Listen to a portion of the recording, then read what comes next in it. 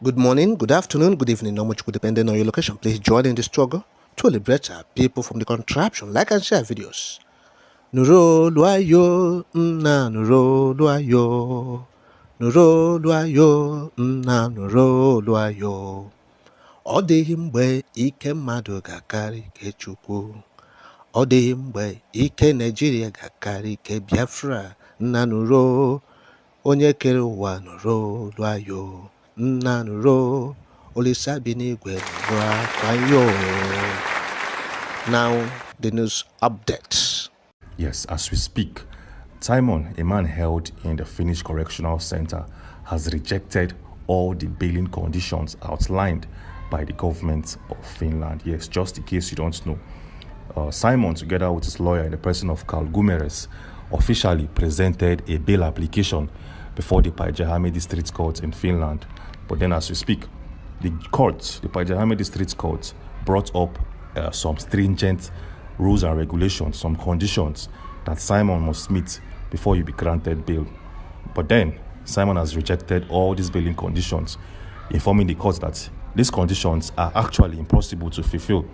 They are very, very impossible to do because of the conditions attached with that application. As stated previously, Simon has rejected and refused all the bailing conditions or some of the bailing conditions that were presented in front of him.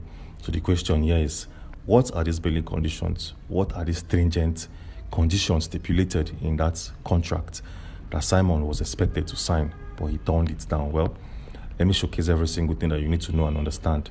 They submitted 10 stringent conditions that Simon must meet or fulfill. But then, out of these 10, 5 conditions are almost impossible to deal with, or 5 of these conditions feels like a trap to put Simon in a very, very tight corner. Well, let's go through some of these conditions one after the other. The 5 conditions that we feel like are very stringent in nature. Screen is the very first condition that Simon has rejected, which states surrender of all global travel documents, including diplomatic or dual national passports. The condition states Simon must surrender not only his Nigerian Finnish passport, but also any passport issued to him by any country, territory, or diplomatic body, real or alleged, within 72 hours. And as we speak, Simon isn't too interested in submitting all of his travel credentials. Yes, it feels like it's probably a trap to keep him in, or probably they want to, one way or the other, still get full records on him. We don't know why Simon did not sign this particular conditions. It's not too difficult when you take a look at it to submit all your travel documents, your passports, everything that has to do with you traveling internationally. It's something that it's common in a bailing condition. So we don't know why Simon had to turn this particular one down. Moving on swiftly, let's see other conditions that he rejected. The third one that he rejected is a public apology broadcast simultaneously in 10 countries. The condition states he must issue a coordinated live video apology aired across national broadcasters in Nigeria, Finland, UK, USA, Germany, Canada, South Africa, Cameroon, France, and Israel within 14 days. This is a massive one. Just in case you don't understand, Simon will come out and apologize to 10 countries of the world. I don't know what they expect him to say, and we don't even know why he's going to apologize. We don't even know the reasons behind his apology. We don't even know, but Simon did not agree to this, because if he says, okay, I will apologize to these countries, the question here is, what are you apologizing on or about? Whatever you say can still be used against you in the future. Hope you know what I'm saying. Whatever he says can still be used against him. A new lawsuit can be filed tomorrow and he will be rearrested. So he turned down this particular condition that states he needs to tender a public apology broadcast that will be simultaneously aired in 10 countries of the world. We don't even know why. We don't even know the reasons behind this particular condition. And we're moving on swiftly. Simon also turned down or rejected the 7th condition, which is immediate disarmament of all Biafran-linked militants. The condition states, before bail is granted, Simon must personally facilitate the disarmament and surrender of all armed groups allegedly loyal to his directives. We don't know what these people are talking about here. Yes, but this condition, it's clear and simple. If you are trying somebody that you've caught red-handed or who is heavily linked with armed groups in the country. You did not catch him with any arm, and we don't know where this condition is coming from, but it's very, very stringent. This, like the other one, is something if you agree to, you're automatically shooting yourself on the foot because you are agreeing to some of these things, meaning that you are linked with armed men in Nigeria. You are linked with individuals who operate secretly in the southeastern region of Nigeria. And Simon intelligently did not agree to this one.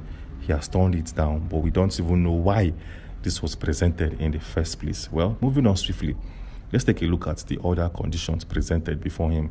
The eighth, which he rejected, is submission of DNA to global intelligence agencies. The condition here stipulates he must submit his biological and biometric data to Interpol, CIA, Mossad, and Nigerian DSS and agree to 24/7 surveillance by all four agencies simultaneously. How possible is this? This is very, very stringent.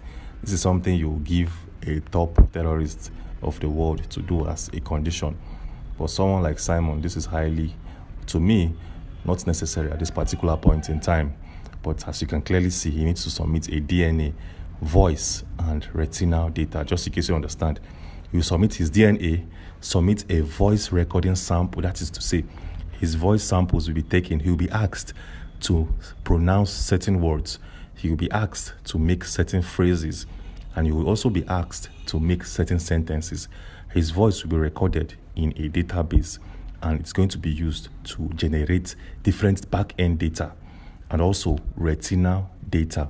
This is the way we take captures of his eyes properly. Yes, Simon will agree to his eye samples being taken, and this probably can be used for further intelligence to probably produce other allegations or charges in the future.